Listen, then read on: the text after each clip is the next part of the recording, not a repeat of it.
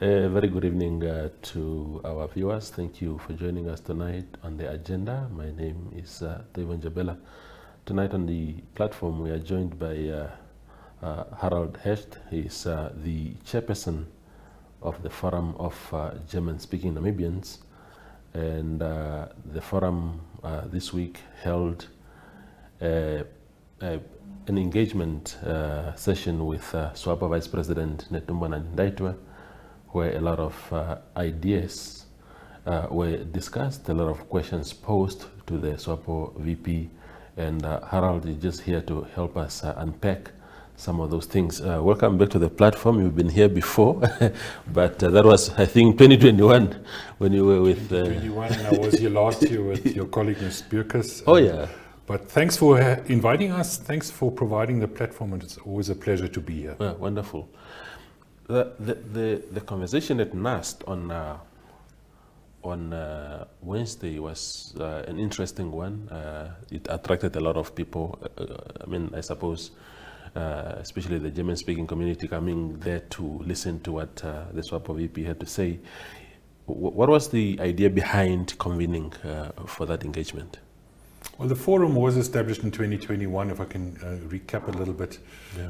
Precisely for that is to create the dialogue platforms and to engage in dialogue generally regarding political, socio-economic issues in Namibia.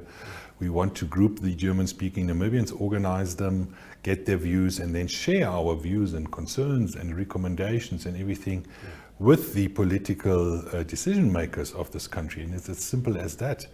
But in this case, we were approached by the SWAPO management.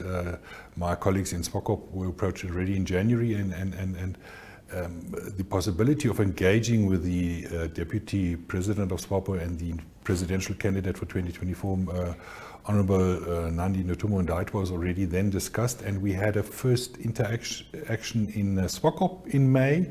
Unfortunately, the VP was very pressed for time. We only had 45 minutes, and I extended a spontaneous invitation to her and asked her whether we could not repeat something like that in Windhoek. And then the contact was made, and this is why we had the meeting on the 18th of October, as simple as that.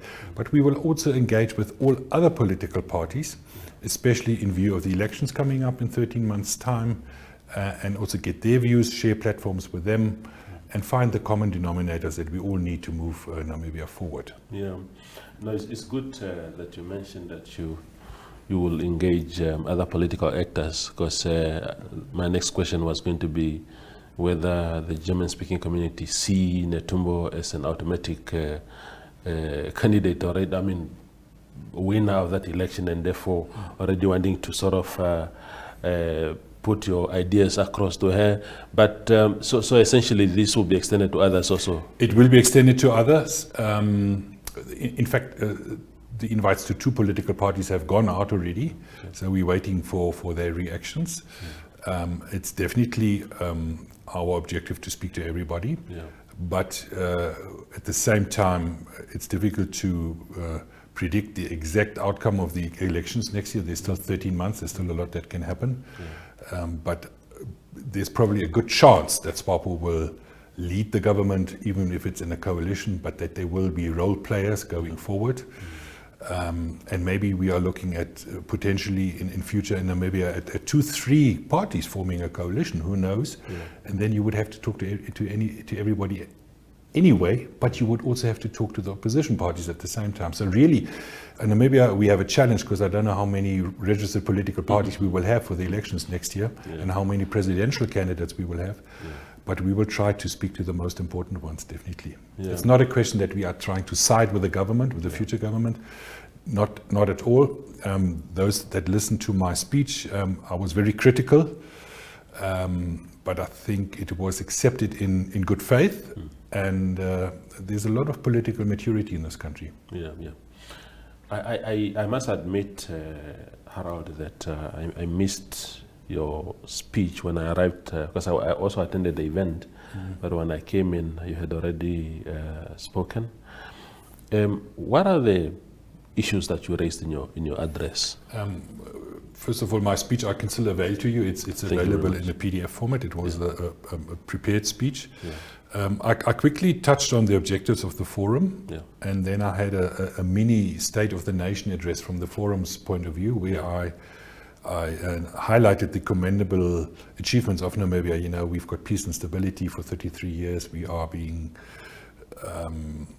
everybody's talking highly about our constitution. We've got environmental education. We've got change in government and local authority elections. We've got regular transition of powers, all these things that I mentioned. Then I got slightly critical, as I mentioned. I highlighted the challenges in Namibia, and I ended off with a sort of master plan going forward. How can we join hands in taking Namibia forward?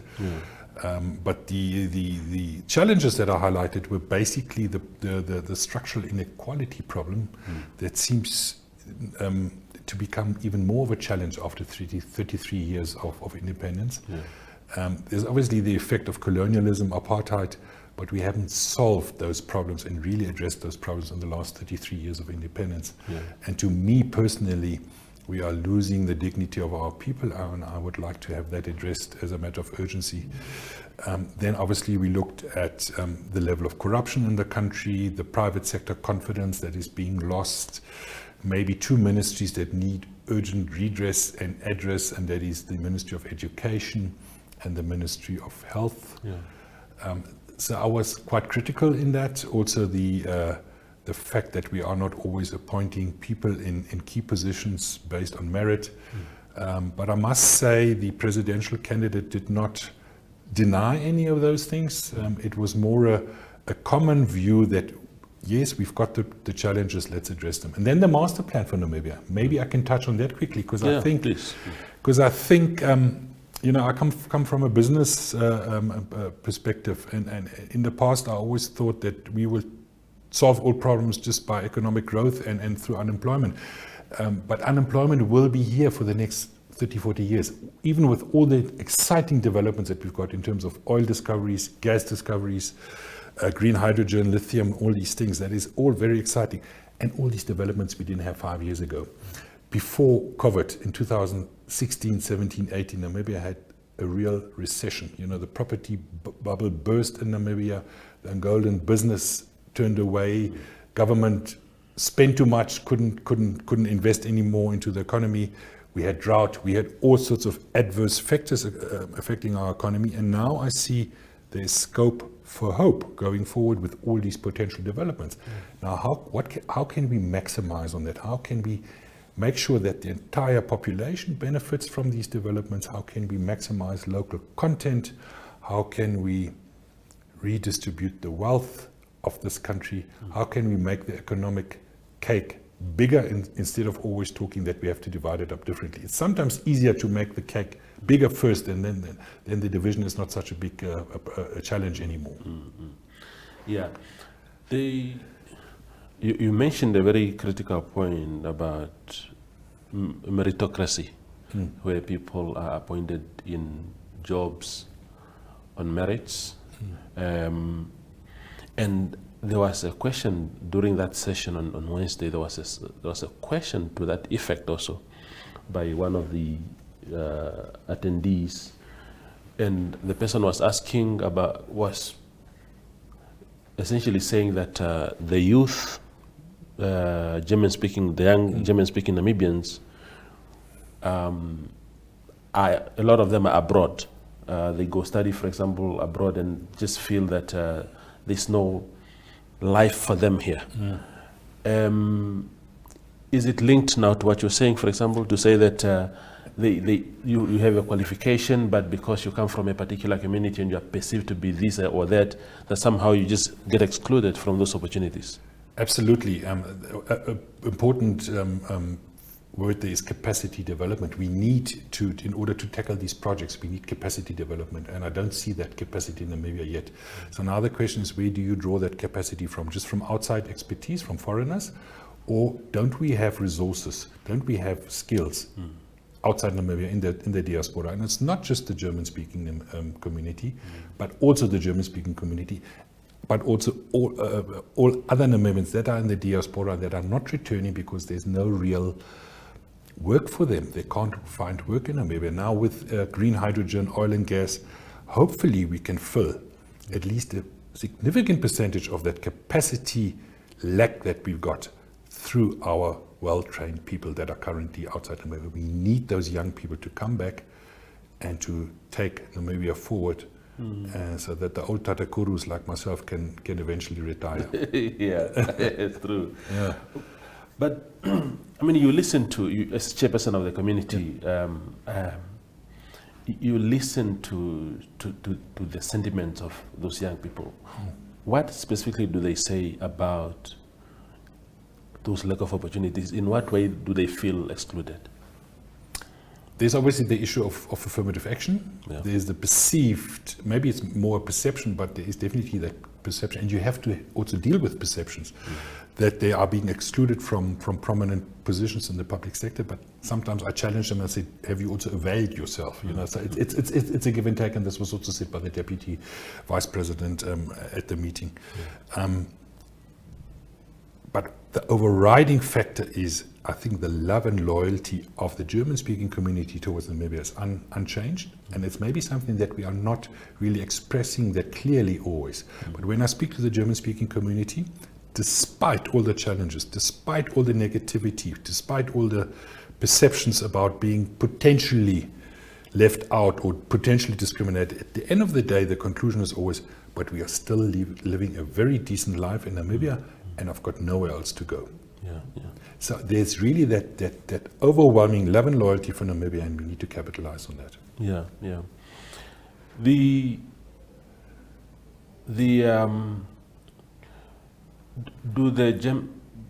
Does the German-speaking community feel now, not only the youth now, in general, the community, do you feel there's a deliberate action on the part of government towards inclusivity, that you are seen, you are perceived and treated as part and parcel of the country? Or do you feel that the current generation feels that it has become a victim of history and the legacy, for example, that we have? It's maybe a mixture of everything. First of all, I have to highlight that the German-speaking community has allowed itself to become marginalized where we've not been taking part in public life. Yeah. I think the organization and the establishment of the Forum of German-speaking Namibians was a first step in the right direction of canvassing the opinions, the challenges, the frustrations of the German-speaking community. And I think it's been well received in government circles that at least there's an organized platform where you can talk. Obviously, we don't represent all the German-speaking Namibians as yet, but we are the only organization of that kind. So you've got that platform where you can interact. And I think the current government acknowledges the challenges, acknowledges the wrongs of the past, and wants to really start a new chapter. And if we can be part of that new chapter, and our ideas can be incorporated and taken up by the governing party or parties of the day, then I think we've achieved a lot. The German-speaking community will never win an election for a political party because we are simply just too few. Yeah. But I think we all agree that we are still very influential in business and economic sectors. There's a lot of expertise. We've also benefited from generational wealth over the years, so we've got that specific civil responsibility to become engaged. And then we've got the big advantage that we are well connected to European countries, specifically Germany, and we can provide a platform for German-speaking investors to come here to this country, and we will be the brokers on the ground and try and promote Namibia as far as possible and as much as possible. Yeah. You've made a very important point also, Harald, around availing yourselves, especially in the political discourse, political activity. We used to have politically, we used to have very influential guys like Anton von Weitersheim. Von Weitersheim, who's part of us in Swokomonte, was very fundamental in establishing the forum. Absolutely, okay. Absolutely. And I think he served briefly in the Sam Nujoma administration in the early 90s. Became an MP for RDP later, and he was such a joy to watch, even when he spoke, the way he articulated issues. And I think a lot of German-speaking Namibians, given their background of really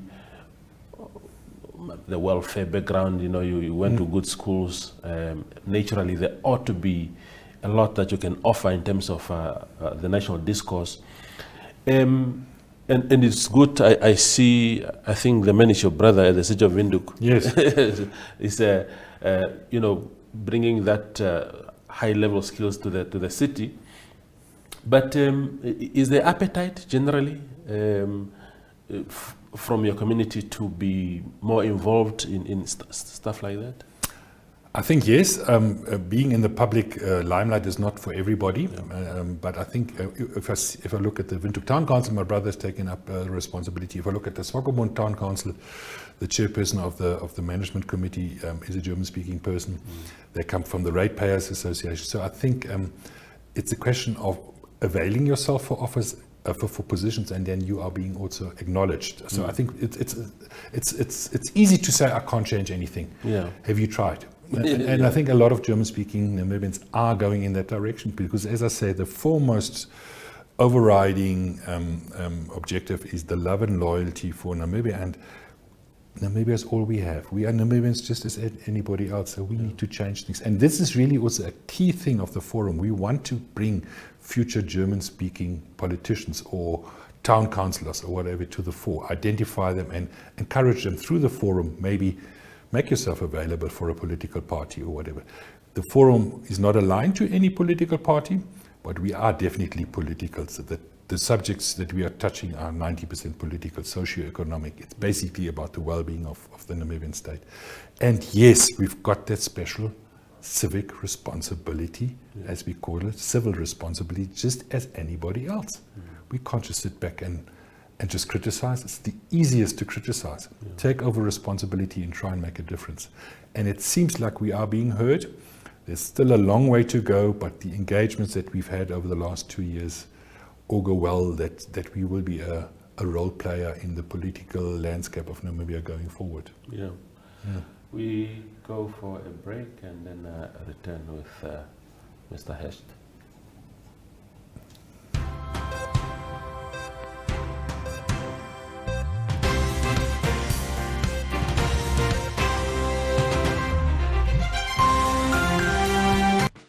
Welcome to My.NA Cars, your ultimate destination for everything automotive. I am your host, Diana Master. Teamwork makes the dream work, right? Discover the latest models, innovative technologies, and expert insights from our passionate hosts. Learn essential maintenance tips and get exclusive behind-the-scenes access to the automotive industry.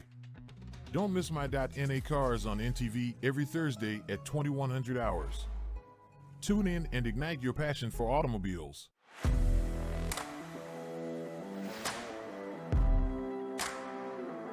Hello and welcome to today's Sports Rep Show. I am your host, Jesse Jackson Kauraika.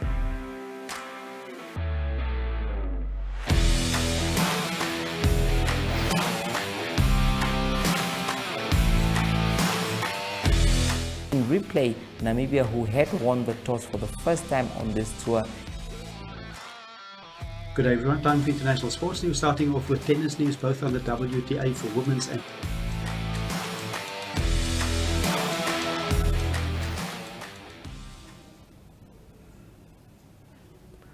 The conversation continues on the agenda.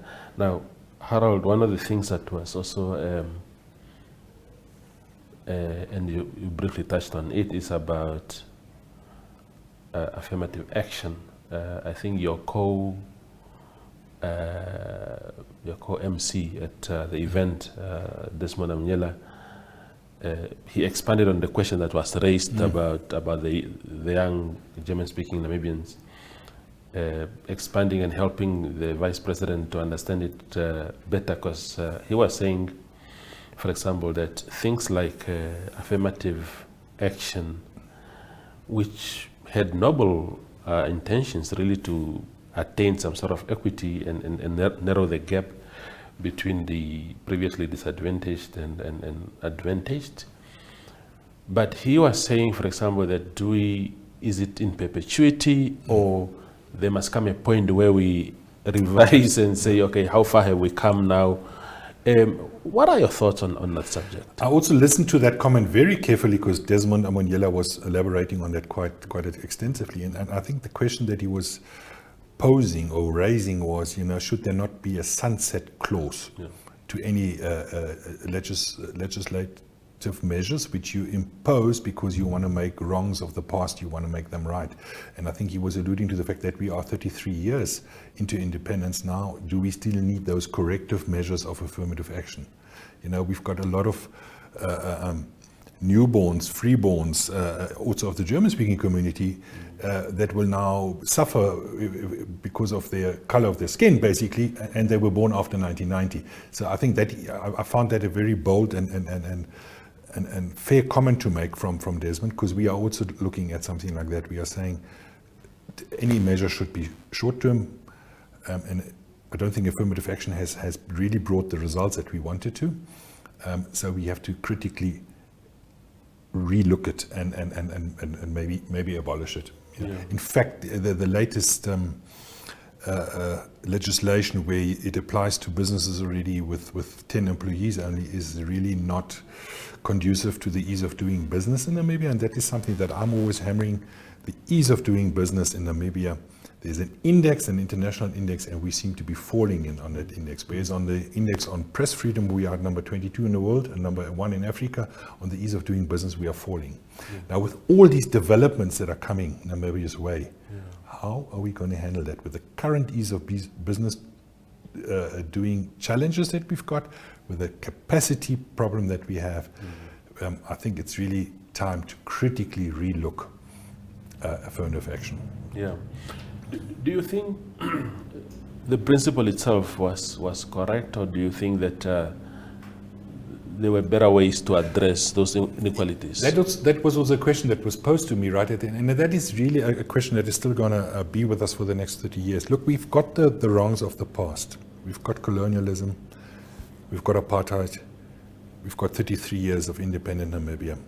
And especially in the two first eras of colonialism and apartheid, the German-speaking community were always the ones that drew advantages from the systems in place. Okay, so now how do you make those benefits that have also translated into generational wealth? How do you make wrong? How do you make good on wrongs of the past? Do you just simply take away from the German-speaking community and give everything to the other parts of Namibia? That is also not the right thing, because we have to emphasize that the constitution of our country guarantees property rights. Yeah. Okay, so this is why I'm always saying we need to make the cake bigger, the economic cake, and we have to look at our social protection, our social peace, our social welfare, because we are losing so many people in Namibia that haven't got access to basic water, basic electricity, toilet facilities, pollution facilities, everything that we read in the papers daily now. It seems like the corruption is moving a little bit more into the background. It's more the social issues, the poverty, all these things that we read about daily, and the statistics are frightening. So this is why I'm saying maybe we must relook something like a basic income grant, which I didn't believe in 10 years ago, but you transform over time and with experience, and maybe again with a sunset clause as a 10-year measure, try and stop the blood loss of our people. There are obviously the opponents to basic income grant that will say people will even get lazier, people will just take advantage of the system, but I think there's a real need to address.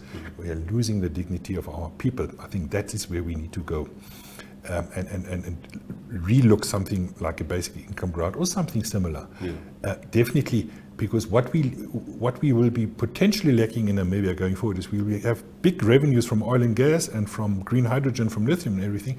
If we don't manage those funds via the sovereign wealth fund, which is in existence, the Welwitschia fund, and plow back some of the money to the really marginalized communities, then we will have economic peace and we will have economic independence, maybe now, compared to political independence, but the political independence will maybe be lost because our people are compromised, and I cannot see our people just accepting the status quo going forward.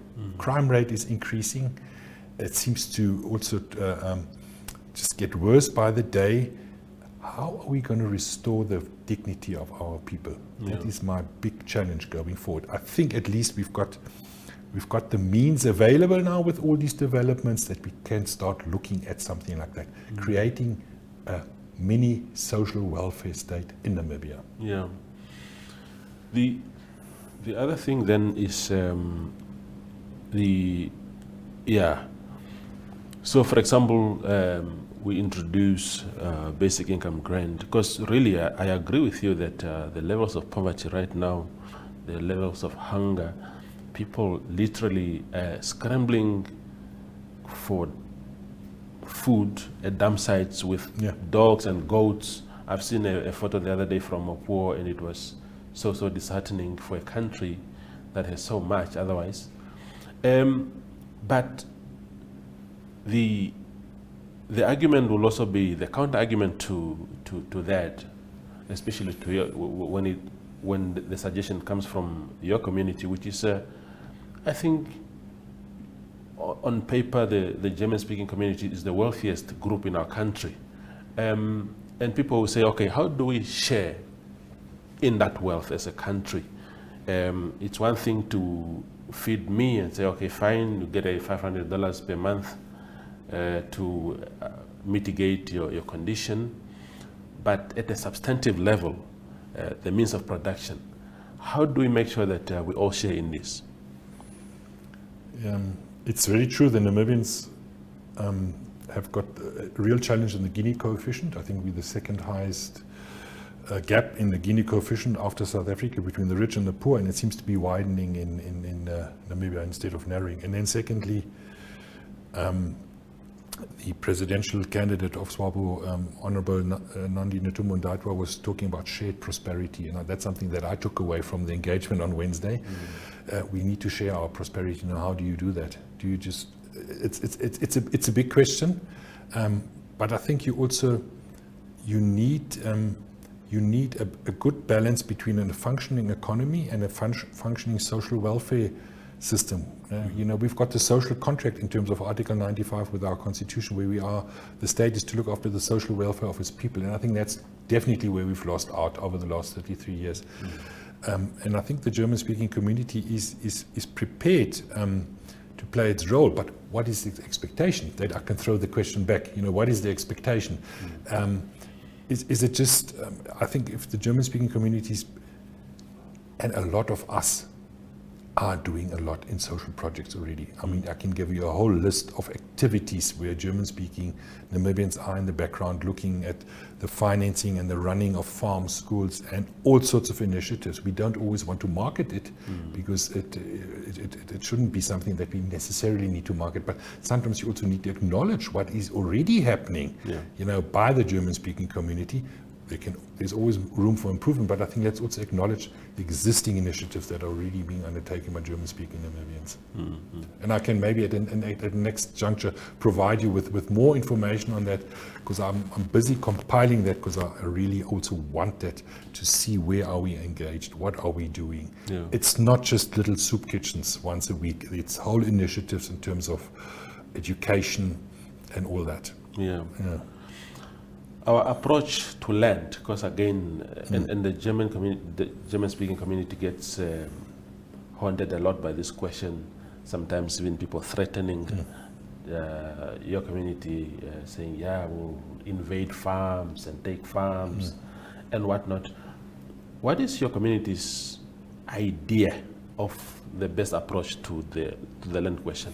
See, that is a very, very, very topical, but also very, very controversial topic, and that is something that dominated our activities, because when we were formed in April 2021, 3 weeks later, the joint declaration was on the table, the draft format again.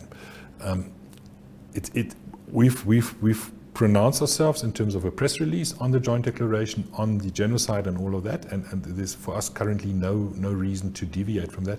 But I can tell you that topic in the German-speaking community is the most sensitive one, and German-speaking farmers, the majority thereof, don't want to talk about that, because they say, we can't win. We can only lose in this case. There's no win-win. It's only a lose for us. So they are hiding. They don't want to come forward because there's that threat. Fortunately, we haven't heard those threats in the last 12 months, but in 2021 until middle 2022, we heard those threats repeatedly. I remember. Yeah. Also no way to solve the pressing issues. And then realistically, I think one should have a critical analysis of the land statistics. A lot has changed already since 1990 in terms of affirmative action, or also the affirmative action loan schemes. We've got the issue of resettlement farms that one would have to address in a critical analysis of this land debate.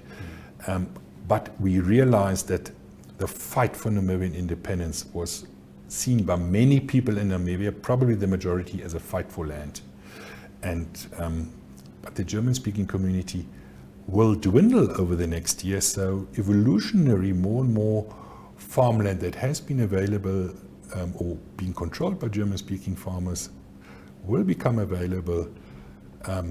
So there's also the process of evolution. Then there's a joint declaration that makes provision for the state to buy farmland, which has always been a problem challenging government. We don't have the funds to buy farmland. So there are mechanisms, there are potential solutions on the table where one would have to critically assess all of those. Yeah, yeah. Just to refresh our viewers who might have missed out on your pronouncement on the joint declaration. You said you've an opinion on that as a community. What was your take on that? We basically summed it up that we acknowledge the wrongs of the past and the injustices of the past. We acknowledge that it is a genocide, and that we want to join hands with all Namibians in looking forward. And we see this joint declaration not as the answer to everything. There is also criticism on certain points from us, particularly the 30-year period, which I think from an economic point of view doesn't make sense to amortize the money coming in over 30 years. We will have to see the effects much quicker.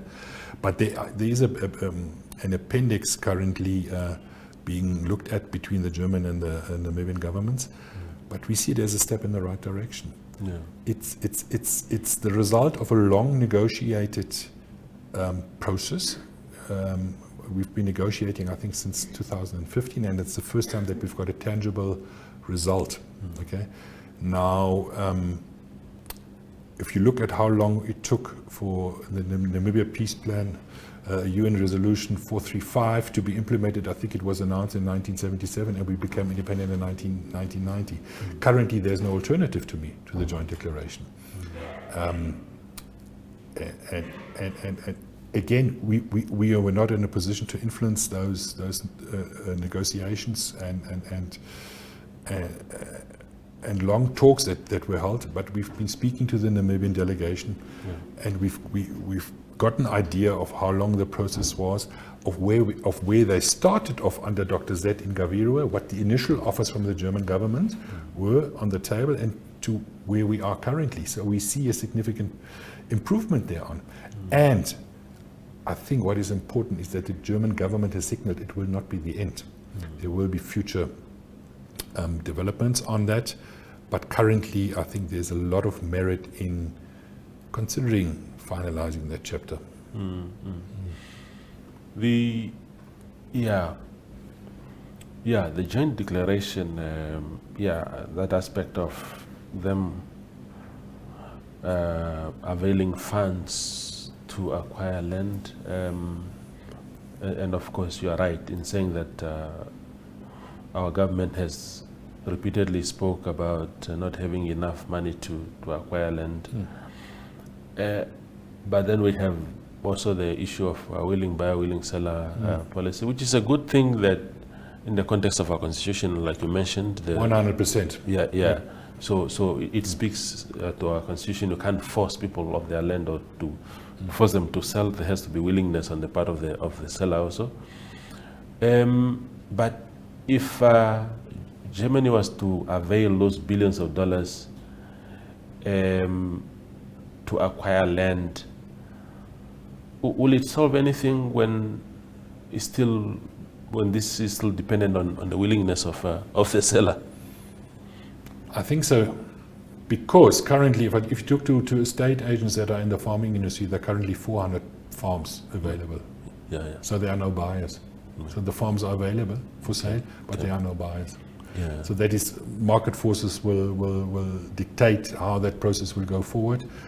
But if there's money from the government side, then farms can be brought up. Whether it's the right decision economically and long-term for Namibia, that's a whole new debate. Yeah. Because if you look at the resettlement farms and the successes of most of the resettlement farms, you have to look at them very critically. Okay?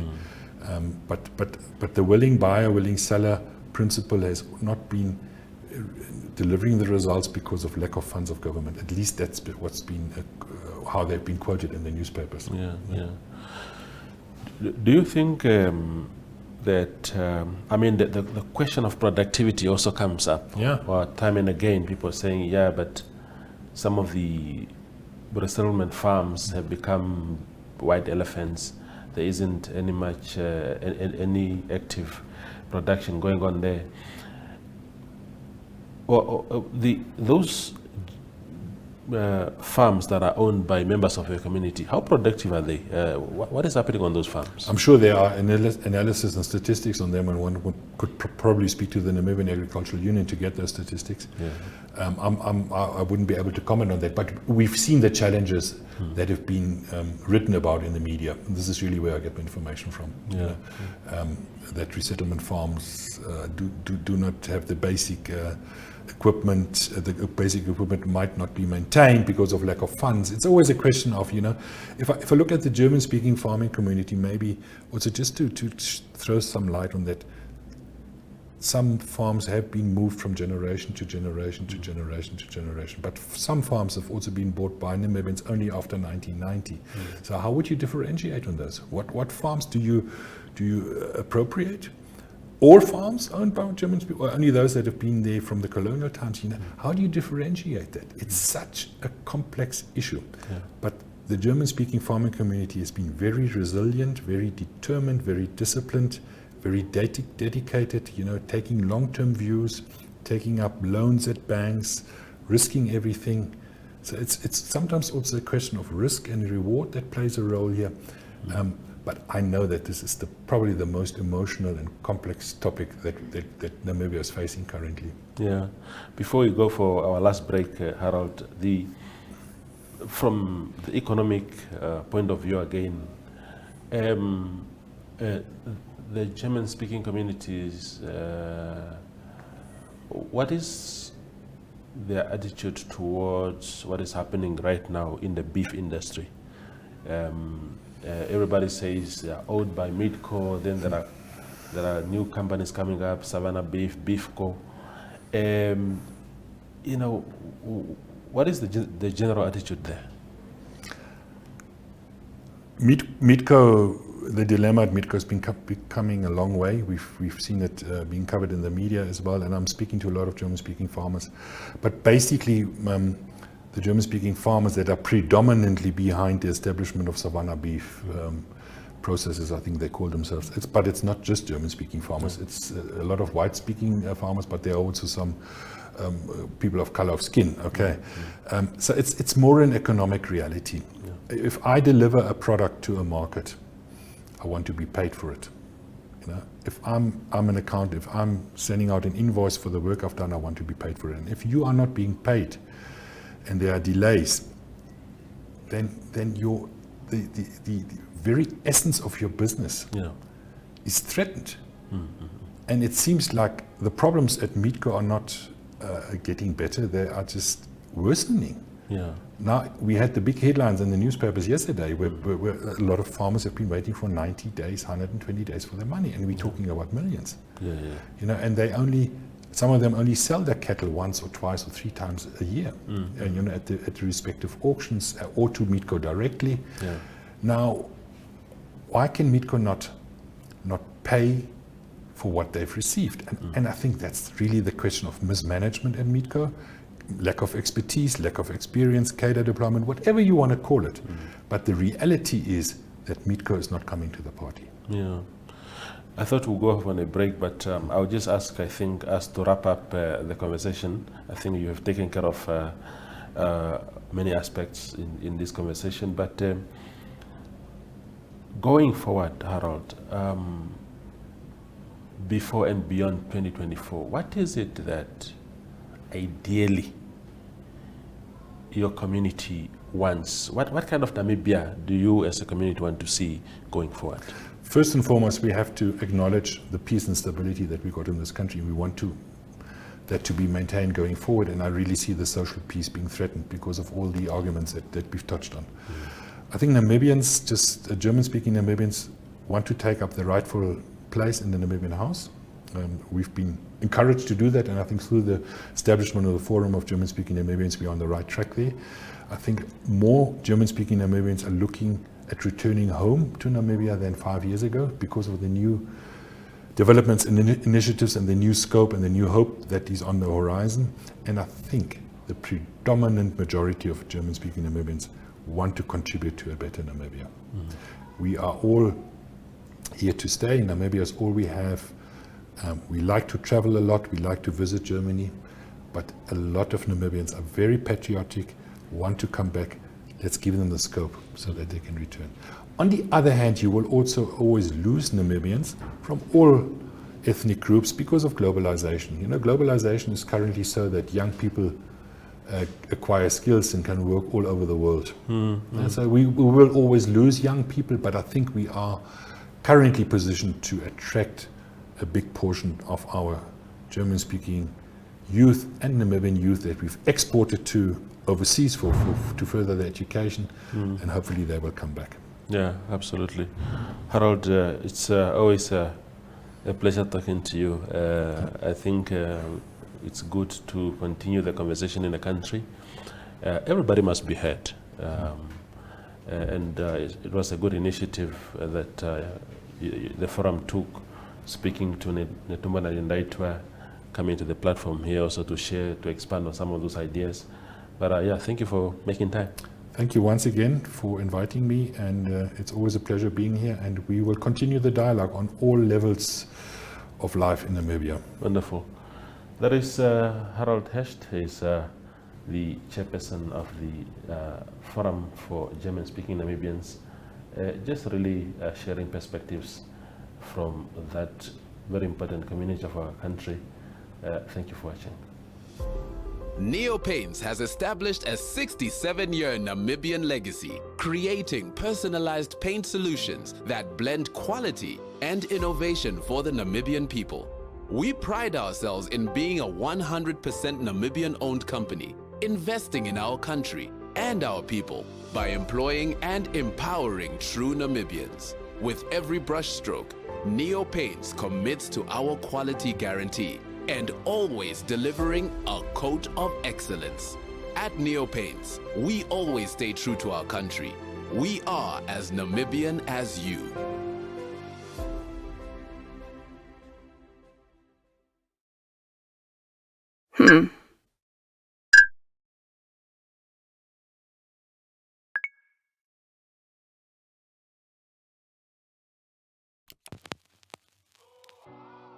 E-Ticket, your online ticket solution for events and event marketing, bringing you ease of mind and making sure that your event gets out there.